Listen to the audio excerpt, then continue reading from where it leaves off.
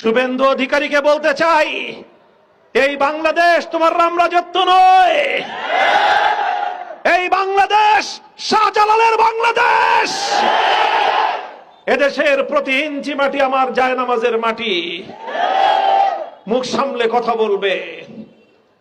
কলকাতায় আমার মুসলিম ভাই বোনদের নিরাপত্তা প্রতিষ্ঠিত করো।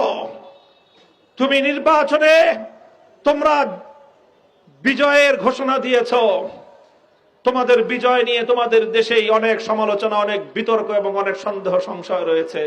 তোমাদের দেশকে সামলাও, নিজের দেশ সামলাও, বাংলাদেশের দিকে চোখ তুলে তাকাবার দুঃসাহস করো না, পরিণাম ভালো হবে না।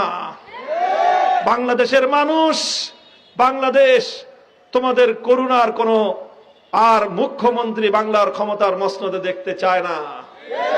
বাংলাদেশে এখন আমরা মনে করি একটি স্বাধীন সার্বভৌম রাষ্ট্রের আত্মমর্যাদা সম্পন্ন একজন প্রধানমন্ত্রী আছেন।